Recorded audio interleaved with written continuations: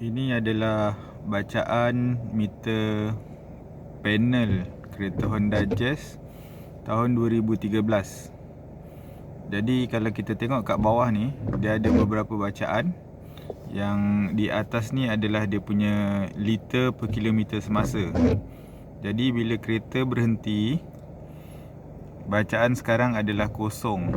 Nanti kalau kereta berjalan, dia akan naik antara 10 hingga 20. Biasanya dalam lebih kurang 10 kalau kita jalan perlahan. Dan kalau kita berjalan cruising di highway, dia akan menghampiri 15 hingga ke 18. Yang bawah ni pula adalah dia punya odometer. Odometer ni dah merekodkan perjalanan kereta ini sejak daripada mula dibeli. Masa mula beli hari tu dia kosong. Sekarang maksudnya dah berjalan sejauh 97,374 km. Jadi selain daripada bacaan odometer ini, ada juga bacaan-bacaan lain. Caranya kita tekan punat yang di sini. Di bawah sini ada satu punat. Ini dia. Kita tekan, dia akan berubah. So sekarang adalah trip. Trip ini adalah bacaan perjalanan kita. Untuk kereta ni dia dah lama tak reset. Jadi 1300 km yang lepas dia reset. Kita tengok dulu yang lain. Kita tekan lagi.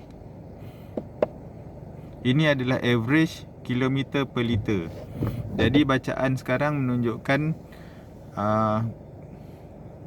average penggunaan minyak secara purata, iaitu 10 km per liter. 10 km per liter ni adalah untuk bacaan perjalanan di kawasan sekitar Bukit Mahkota, iaitu sekitar perjalanan yang dekat-dekat.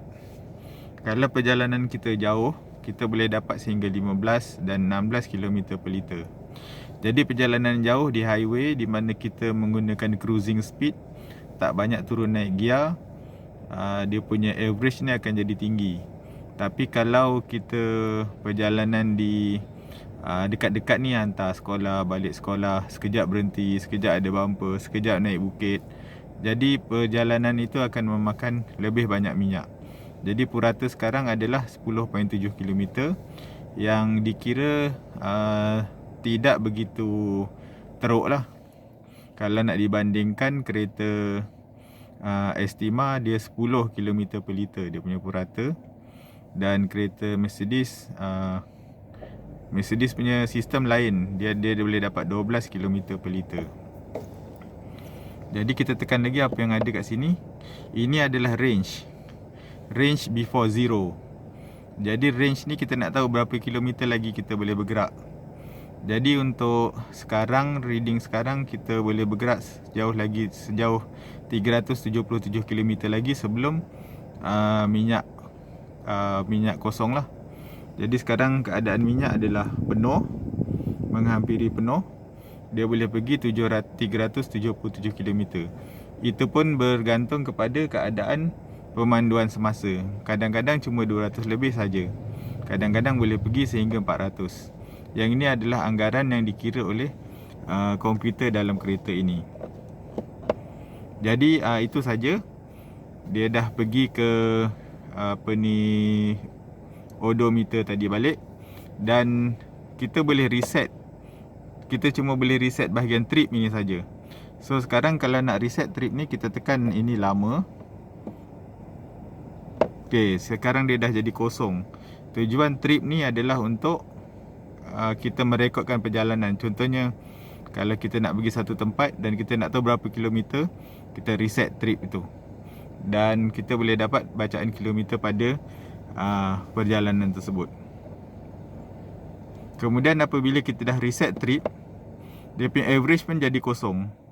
Salah satu tujuan average ni pun kita boleh set balik kalau kita nak tahu perjalanan kita. Contohnya perjalanan bandar, kita reset dan kita measure dia punya average kilometer per liter. Dan juga kalau kita nak perjalanan highway, kita measure, kita reset, kita measure balik di sini. Jadi kita boleh tahu perbezaan di antara highway dan juga bukan highway. Jadi kalau kita tak reset, dia akan ambil bacaan purata. purata selagi mana kita tak reset. Jadi itu saja sebagai panduan penggunaan bacaan meter panel pada kereta Honda Jazz tahun 2019.